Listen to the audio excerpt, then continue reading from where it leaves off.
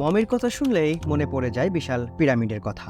অভ্যন্তরে গোপন প্রকোষ্ঠে কারুকার্যময় কফিন, আর তাতে শায়িত কাপড়ে পেঁচানো মৃতদেহ। মমি মিশরীয় সভ্যতার কথাই প্রথমে মনে করিয়ে দেয়, তবে তারাই কিন্তু প্রথম নয়। তাদের আগে এবং পরে অনেকেই এই প্রক্রিয়ায় মৃতদেহ সংরক্ষণ করেছে। আগুন মমি তারই একটি উদাহরণ। ধোয়া দিয়ে শরীর শুকিয়ে মমিকরণের এই প্রক্রিয়া প্রচলন ছিল আমাদের এশিয়া মহাদেশেই ফিলিপাইনে। উত্তর ফিলিপাইনের বেঙ্গুত প্রদেশের পাহাড়ি এক অঞ্চল কাবায়ান। এখানে বাস করেন ইবালই উপজাতি। টিম্বাক পর্বতের পাদদেশে ছোট ছোট গ্রামে ছড়িয়ে ছিটিয়ে বসবাস করে তারা। এই পাহাড়ের গোয়ায় পাওয়া যায় আগুন মমির দেখা। ইবলয়দের পূর্বপুরুষেরা মৃতদের মমি করে রেখে আসতেন টিম্বাক, বাঙ্গাও, টেনোগচাল, নাপাই, ওপোডাস এরকম আরও অনেকগুলো গুহায়। এজন্যই এই মমি ইবলয় মমি বা কাবায়ান মমি নামেও পরিচিত।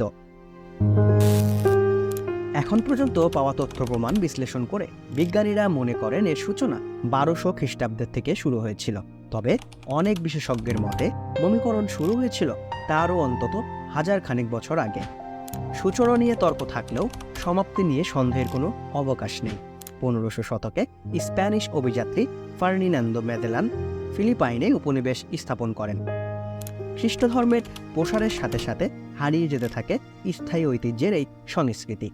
এই ধারায় বিলুপ্ত হয়ে যায় মৃতদেহ সৎকারের এই প্রক্রিয়া। ইবলয়েরা ঠিক কিভাবে মমি করত সেটা নিয়ে খুব বেশি লিখিত বিবরণ পাওয়া যায় না। তবে প্রজন্মের পর প্রজন্ম চলে আসা গল্প থেকে বেশ ভালো তথ্য পাওয়া যায়। আধুনিক প্রযুক্তি ব্যবহার করেও জানা গেছে অনেক কিছু। সব সুতো জোড়া দিয়ে জানা যায় মমিকরণের শুরুটা হতো ব্যক্তি জীবিত থাকাকালেই। মমুষ্যকে পান করতে দেওয়া হতো লবণাক্ত একরকম পানীয়। নোনা পানি শরীরকে পানি শূন্য করে দেয়, সেটা জানা ছিল স্থায়ীদের। তারা মনে করত মৃত্যুর আগে এই পানীয় খাওয়ালে শরীর থেকে পানি বেরিয়ে যাবে তাড়াতাড়ি। মূল কাজ শুরু হতো ব্যক্তি মারা যাবার পর। সব মিলিয়ে সপ্তাহখানেক থেকে মাসও লাগতে পারত। প্রাথমিক ধাপে ঠান্ডা পানি দিয়ে গোসল দেওয়া হতো মৃতদেহকে।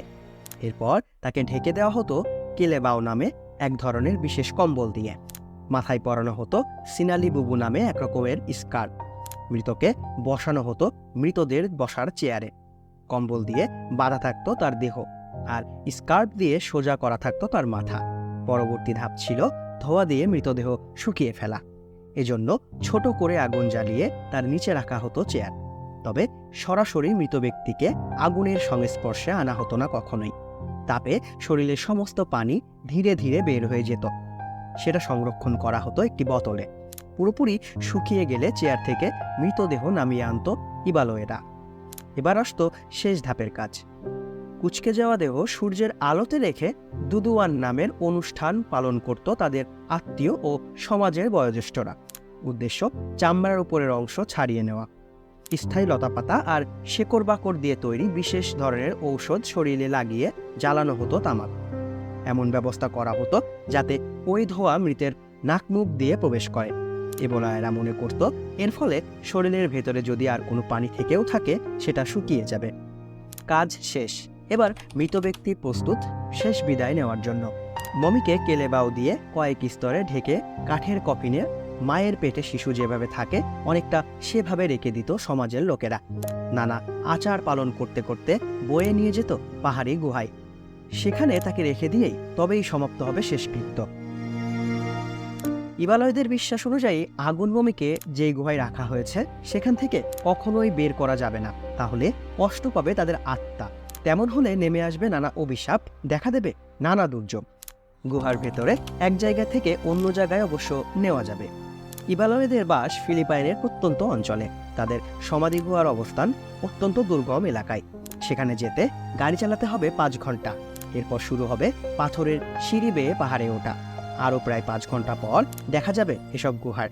নিরাপত্তার জন্য সরকার এগুলো বেড়া দিয়ে ঘিরে দিয়েছে। এত কিছুর পরও ঠেকানো যায়নি চুরি। চুরি হওয়া সবচেয়ে বিখ্যাত মমির ঘটনা সেই 1919 সালের। গবেষকেরা তার নাম উদ্ধার করতে পেরেছিলেন আপো আন্নু। সারা গায়ে বাহারি ট্যাটু করা এই ব্যক্তির মৃত্যু হয়েছিল আজ থেকে প্রায় 500 বছর আগে। সম্ভবত ইবলয়দের সর্বশেষ মমিগুলোর একটি এই আপো আন্নু। তার সমাধির থেকে জানা গেছে নেতা গোছের কেউ ছিলেন তিনি, শিকারী হিসেবেও নামকরা। ইবনদের কাছে তিনি আধা দেবতা আধা মানুষ, তাই তার মমি চুরির পর যত প্রাকৃতিক দুর্যোগ এসেছিল সবই তারা চাপিয়ে দেয় অভিশাপের উপর। বিখ্যাত এই মমি খুঁজে বের করতে হন্যে হয়ে মাঠে নেমে পড়েছিল আইন শৃঙ্খলার কর্তৃপক্ষ। জানা যায় ফিলিপিনো এক পাদ্রী সমাধি গুহা থেকে সরিয়ে নিয়ে যায় আপুয়ান্নুকে। এরপর তার ঠাঁই হয় সার্কাসের প্রদর্শনীতে। বেশ কয়েক হাত ঘুরে এক সংগ্রাহক কিনে নেন এই মমি। 1984 সালে সেটা পাঠিয়ে দেন ফিলিপাইনের জাদুঘরে। কর্তৃপক্ষ দ্রুত সরকারকে জানায়। তারা ইবালয় নেতাদের সাথে যোগাযোগ করে আপুয়ান্নুকে পাঠিয়ে দেয় তাদের লোকদের কাছে। নানা রীতিনীতি পালন শেষে তাকে ফিরিয়ে দেওয়া হয় সমাধি গুহায়। সরকার এবার সেখানে লাগিয়ে দেয় লোহার গেট। 2000 সালের দিকে বেশ কয়েকটি আগুনবমি চুরির ঘটনা ঘটে। পরে ইউরোপের বিভিন্ন সংগ্রাহক মোটা অঙ্কে কিনে নেন এগুলো। 2004 সালে 8টি মমি ফিরিয়ে দেওয়া হয়, তবে এখনও বেশ কয়েকটি আগুন মমি রয়ে গেছে সংগ্রাহকদের কাছে। আগুন আর ধোঁয়া ব্যবহার করে মমি করার পদ্ধতি কিন্তু ইবালয়দের একার নয়। পাপুয়া নিউ গিনির বেশ কিছু উপজাতির মধ্যেও এর প্রচলন ছিল, তবে ফিলিপাইনের আগুন মমি বেশি পরিচিত। সব মিলিয়ে 50 থেকে 80টি এমন মমি পাওয়া গেছে, তবে অনেকগুলোর অবস্থান গোপন করে রাখা হয়েছে যাতে চুরি ঠেকানো যায়। ইবালয়রা আজও তাদের মমি করা পূর্বপুরুষদের শ্রদ্ধার সাথে স্মরণ করে, তাদের জন্য উৎসর্গ করে খাদ্য আর পানীয়। সমাধি গুহায় ঢুকে গবেষণা করতে হলে তাদের নেতাদের অনুমতি লাগে। কাজ করতে হয় গুহার ভেতরে, এবং সেখানে স্থায়ী একজন লোক সবসময় উপস্থিত থাকে। তার কাজ মমিকে বুঝিয়ে বলা কি হচ্ছে, কেন হচ্ছে। বন্ধুরা, জ্ঞানলোকের আজকের এই ভিডিওটি যদি আপনার কাছে ভালো লেগে থাকে তাহলে আমাদের চ্যানেলটি সাবস্ক্রাইব করতে ভুলবেন না। ধন্যবাদ, দেখা হচ্ছে পরের ভিডিওতে।